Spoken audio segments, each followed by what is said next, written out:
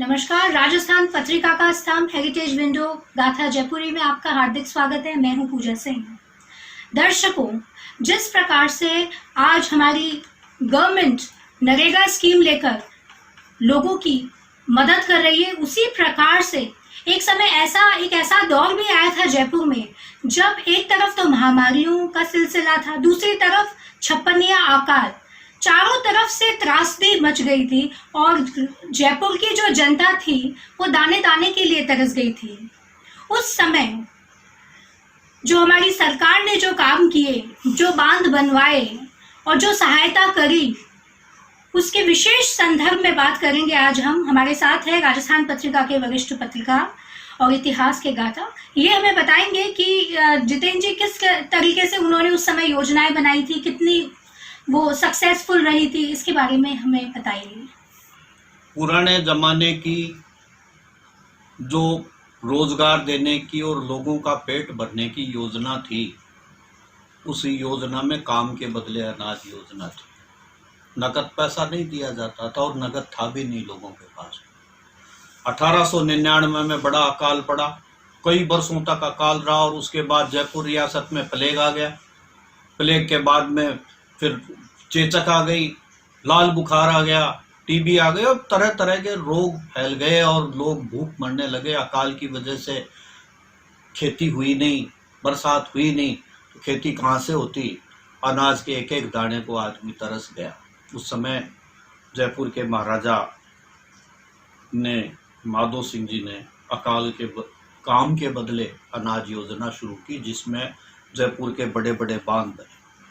भूखमरी हो गई थी बेरोजगारी के कारण। काम के बदले जो योजना शुरू हुई, इसमें जयपुर रियासत के बड़े बड़े सेठ थे, धनाढ्य वर्ग, उन्होंने अपना खजाना खोल दिया था गरीबों के लिए।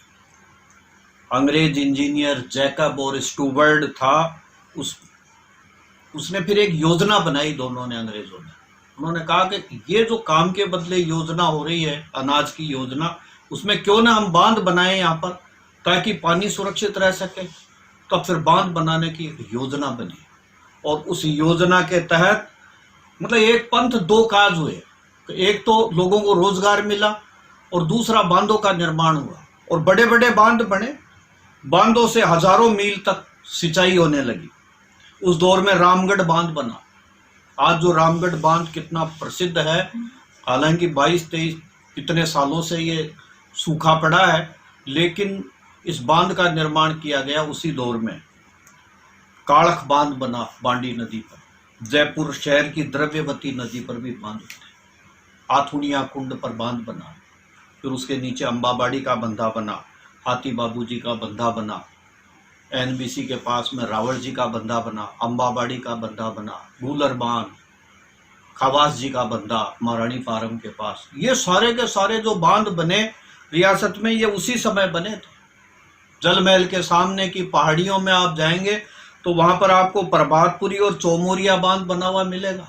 हालांकि आज वो बांधों का संरक्षण नहीं होने से उनका पानी सारा नीचे से रिसाव हो जाता है, लेकिन वो बांध बना गए, लेकिन आज की सरकार उनकी मरम्मत नहीं कर सकती। सीकर रोड पर आकेड़ा बांध बना। तोरड़ी सागर, छापरवाड़ा, मोटा सागर, बुचारा, गोपालपुरा, हिंगोनिया, चांदसैन, भैरव सागर, पाटन और मोरेल आदि के मजबूत बांध उस दौरान में बने थे और उसमें हजारों लोगों को रोजगार मिला।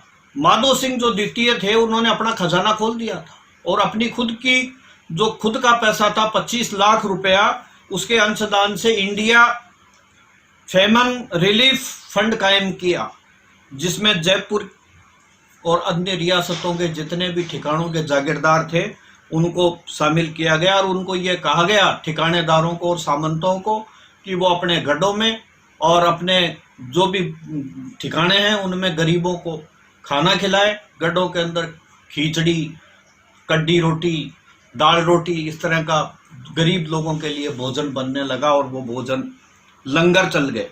इस बारे में देवेंद्र भगत जी बताते हैं कि जी मैकालिस्टर की अध्यक्षता में इंडियन पीपुल फंड बना। सेठ बिरदी चंद कोठारी को कोषाध्यक्ष उसको बनाया गया था उस जमाने में। मोहम्मद अब्दुल वाजिद अली, उमराव सिंह कोटड़ा, देवी सिंह चोमू, भूर सिंह मलसीसर, केसरी सिंह अचरोल, बाबू संसार चंद सैन, पंडित जयनाथ अटल, करण सिंह जोबनेर और शिवाड़ आदि के जो जितने भी ठिकानेदार थे, मेहताब सिंह जी वगैरह, उन्होंने चंदा देना शुरू कर दिया। खूब पैसा जुटाया इन्होंने, खूब पैसा धन इकट्ठा किया। अब आप देखिएगा, लंदन से बैठे हुए अर्नेस्ट, ऑस्ट्रेलिया से वर्सेस मोटली, जर्मनी से फ्रॉइड डी और नाजिम गणपतलाल मिश्रा ने लंदन से इस फंड में रकम भेजना शुरू किया। एक दिन नहीं भेजी, हमेशा तक भेजते रहे।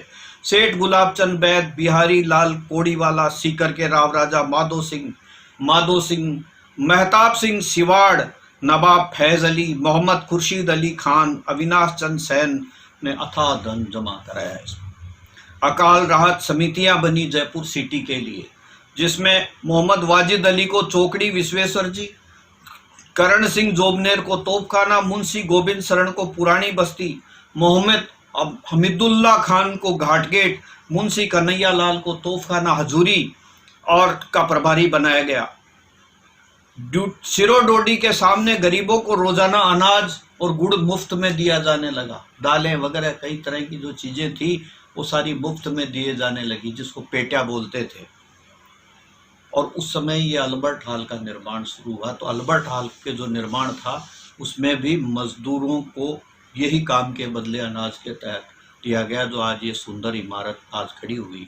इसी तरह आज ये जो बांध बने हैं, इतने सारे गढ़ किले सारे बनाए गए, ये काम के बदले अनाज योजना में बने थे। बेहद रोचक जानकारी थी जितेंद्र सिंह जी आपने। तो दर्शकों, फिर मिलते हैं एक नई रोचक जानकारी के साथ। तब तक के लिए धन्यवाद।